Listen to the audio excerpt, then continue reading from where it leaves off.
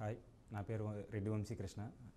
ఇటీవలే 2023 sub inspector రిజల్ట్స్లో zone 1 టాపర్గా నిలిచాను నేను, and state 4th rank. మాది విజయనగరం జిల్లా దత్తిరాజేరు మండలం జగన్నాథపురం గ్రామం. మా నాన్నగారు రెడ్డి వెంకటరమణ, మా అమ్మగారు రెడ్డి అప్పల నరసమ్మ. వాళ్ళు రోజువారీ కూలీగా వ్యవసాయం చేస్తూ రోజువారీ కూలీగా పనిచేస్తారు. వాళ్ళు చెన్నైలో ఉండేవారు. నేను చిన్నప్పటి నుంచి మా పెదనాన్న మా పెద్దమ్మ వాళ్ళ దగ్గర పెరిగాను. తర్వాత మా అన్నయ్య దగ్గర పెరిగాను. మా పెదనాన్న గారు రెడ్డి కృష్ణ గారు, అండ్ మా సిబ్లింగ్స్ అందరితో మేము కలిసే ఉండేవాళ్ళం. మా అక్క వాళ్ళందరూ బాగా చదివేవారు. వాళ్ళందరినీ నేను చూసి అంటే నేను కూడా చదవాలి, నేను కూడా నా కెరియర్ కూడా బాగుండాలని నేను ఇదయ్యాను. తర్వాత నా ఎడ్యుకేషనల్ డీటెయిల్స్ వచ్చేసి, నేను స్టార్టింగ్ నుంచి 10th వరకు గవర్నమెంట్ స్కూల్లోనే చదివాను. ఇంటర్ సత్యసాయి జూనియర్ కాలేజ్ అని బొబ్బుల్లో చదివాను. తర్వాత డిగ్రీ ఆర్కే కాలేజ్ విజయనగరం. 2020లో నాది డిగ్రీ రిలీవ్ అయ్యాను నేను. తర్వాత 2022 సెప్టెంబర్లో నేను RRB group D job exam రాయడం జరిగింది. అందులో కూడా నేను సెలెక్ట్ అవ్వడం జరిగింది. ఇప్పటివరకు నేను రాసిన ఎగ్జామ్స్ అన్నీ నాకు క్లియర్ అయ్యాయి. ఎస్ఐ ఎగ్జామ్ వచ్చేసరికి నేను మామూలుగా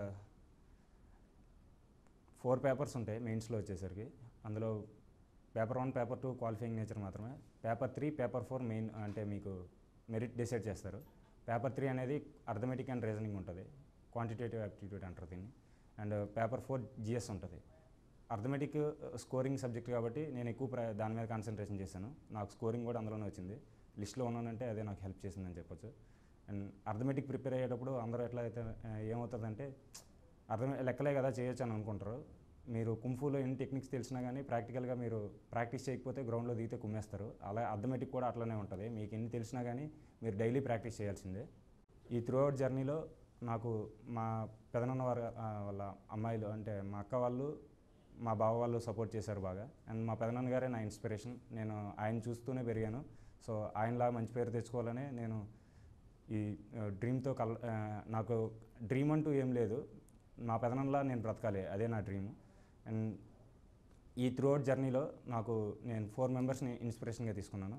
వాళ్ళు డైరెక్టర్ పూరి జగన్నాథ్ గారు, అండ్ అక్షయ్ కుమార్ ఐపీఎస్, తెలంగాణ, ఇప్పుడు ఛత్తీస్గఢ్లో చేస్తున్నారు ఆయన. తర్వాత రాజ్ కుమార్ బీశెట్టి అని ఒక ఆయన. తర్వాత సుష్మా పెనుమత్స అని ఒక అమ్మాయి ఉంటుంది. సో వీళ్ళందరూ నాకు చాలా హెల్ప్ చేశారు. అండ్ అప్కమింగ్ యాస్పిరెంట్స్కి అచీవర్స్గా మారాలంటే, నా షెడ్యూల్ చెప్పాలంటే, నేను ఇప్పుడు నా డేని ప్లాన్ చేయలేదు.